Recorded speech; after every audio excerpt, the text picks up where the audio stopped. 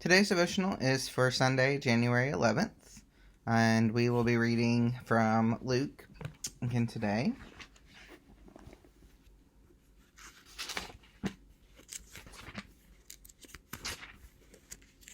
It's Luke chapter 22.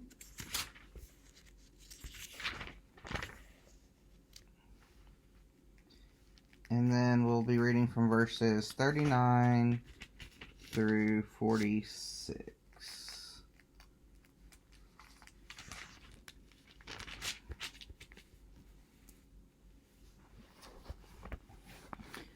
Jesus came out and went, as he was accustomed, to the Mount of Olives, and the disciples followed him.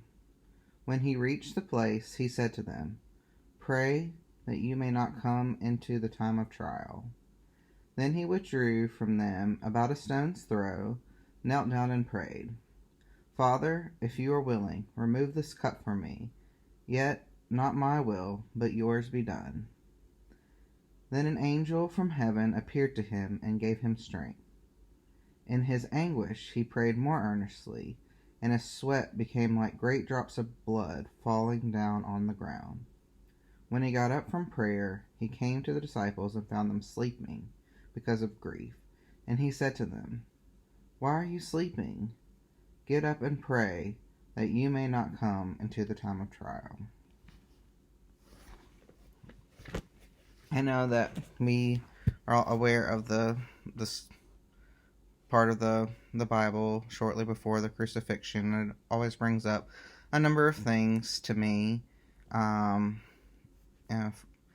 so, I just wrote down a few things that struck me in this particular reading.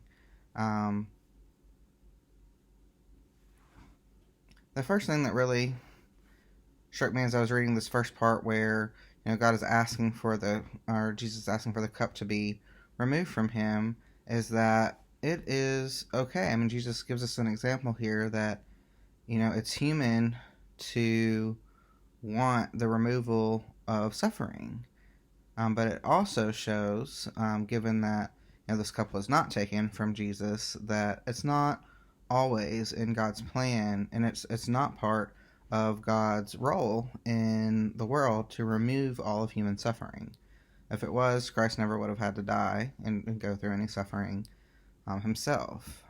So I think for what I take from this and see, how the angel came and comforted him, that we realize and we learn that, sometimes when we're asking, or seeking and knocking, kind of what we've been talking about through these devotionals, and that the answer that we may receive might be different or unexpected, but it will always be in a means of comfort and knowing that we're not alone during any kind of suffering that we might go through.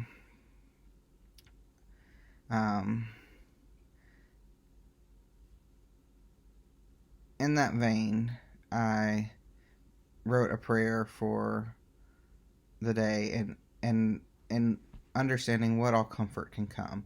I've talked about in these verses some that anxiety, of course, has been something that I experience and I can actually see as I'm writing about these in May, when I originally wrote about these in January, just how much things have changed because I've been doing this. So, I wish I could. It's kind of a three-natured temporal layer, but I can see that it has worked. When I originally wrote this prayer, January 11th, I asked God to bring clarity to me and some things that I was wanting in life, and how I had been reminded through the devotions about how much prayer matters and how much to trust in God to bring that comfort and to bring clarity, to reshift focus. So I asked for that today too, and for you, as well as to remember the comfort and clarity that God brings to us no matter the circumstances. And I hope that will be meaningful to you, and hope that you have a wonderful rest of your day.